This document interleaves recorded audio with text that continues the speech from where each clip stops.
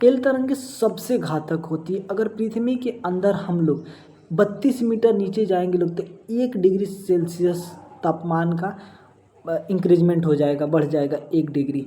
इस तरंगे हैं जो पी तरंगे हमारी प्राथमिक तरंगे हैं। इस तरंगे सिर्फ ठोस में ट्रेवल करती है, जबकि पी तरंगे इन तीनों चीज़ में ट्रेवल करती है, ठोस, द्रव, गैस। थोड़ा सा समझेंगे कि पृथ्वी की जो आंतरिक संरचना है उसके बारे में।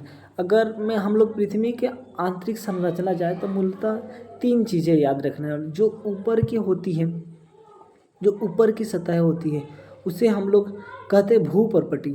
उसके बाद से जाते हैं लोग तो हम लोग मेंटल कहते हैं, और नीचे वाले को क्रस्ट कहते हैं।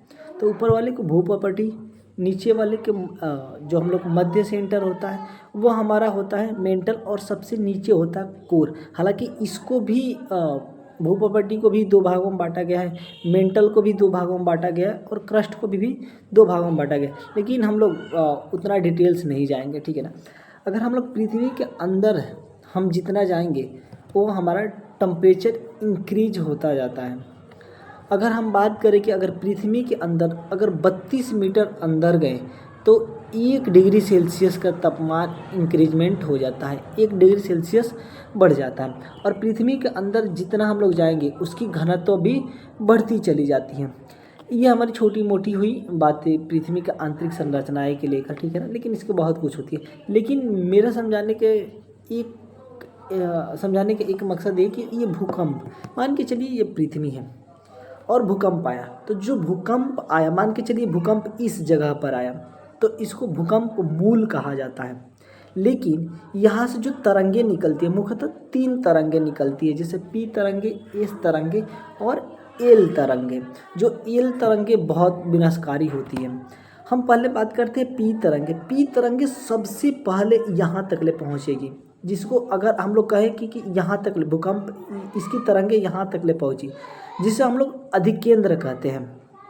और सबसे पहले अगर भूकंप को कहीं महसूस किया जाता है तो अधिकेंद्र पर किया जाता है, ना कि भूकंप मूल पर किया जाता है। ये इम्पॉर्टेंट है।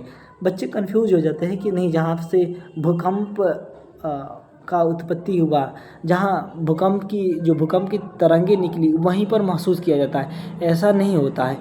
ये भूकंप का झटके कहाँ पर महसूस किया जाता है? अधिकेंद्र पर किया जाता है, एपिसेंटर पर किया जाता है। और बात हुई क्या कि जो ये पी तरंगे हैं ये धरातल पर सबसे पहले पहुंचती है। ये पी तरंगे बहुत इंपॉर्टेंट है। ये पी तरंगे जो है ठोस, द्रव और ये हमारे तीनों में चलती है, ठीक है ना। जैसे ठोस, तरल और गैस, ये तीनों में गति कर लेती हैं जो पी तरंगे हैं क्या, इसे प्राथमिक तरंगे कहते हैं। मान के चलिए कि यहाँ भू केंद्र है, ये भूकंप मूल है और यहाँ तक ले भूकंप के झटके पहुँचे। तो ये जो पहली तरंगे है क्या, जो पी तरंगे, वो सबसे पहले अधिकेंद्र के पास पहुँचती है। और याद रखिएगा ये तीनों चीज़ों में ट्रेवल करती है, ठोस, द्रव और गैस में। जो ये पी तरंगे की जो प्राकृतिक है वो ध्वनि तरंगों के जैसी है। तो इन बातों को याद रखिएगा। जो पी तरंगे के प्राथमिक तरंगे भी कहा जाता है, क्योंकि ये जो भूकंप मूल होता है उससे पहले अधिकेंद्र पर पहुंच जाता है, इसलिए इस बात को इम्पोर्टेंस है।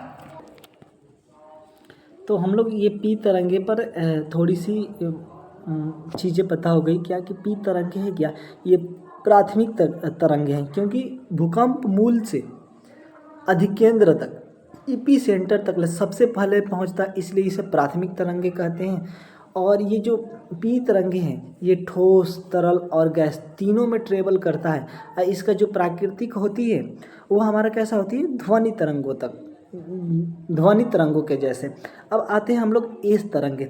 जो एस तरंगे है क्या, इसकी जो प्राकृतिक होती है प्रकाश तरंगे के जैसे होती है। और ये एस तरंगे सिर्फ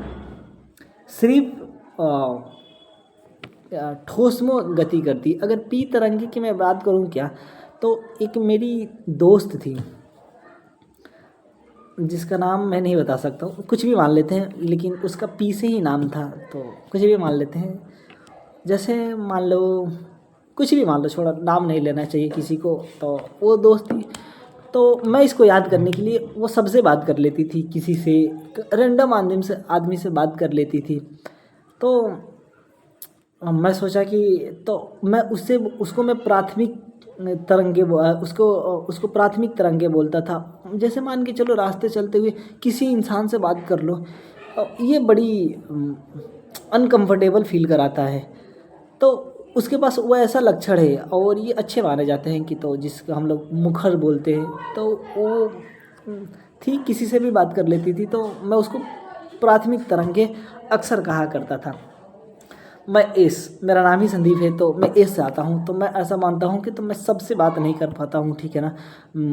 मैं बड़ी शाई किस्म का आदमी हूँ, किसी से बात नहीं कर पाते हैं। लेकिन हाँ, जिससे जान पहचान होती है उससे मैं खूब बात करता हूँ। तो जो एस तरंगे हैं क्या, वो सिर्फ ठोस में ट्रेवल करता है। तो इन चीज़ों के ध्यान रखिएगा कि ठोस जो होता है सिर्फ इस तरंगे है जो किस में ट्रेवल करता है, सिर्फ ठोस में ट्रेवल करता है। जबकि इसकी प्रकृति कैसे होती है, प्रकाश तरंगों के जैसे। और आते हैं एक एल तरंगे। एल तरंगे सबसे विनाशकारी तरंगे होती है, ठीक है ना। एल तरंगे सबसे घातक होती है।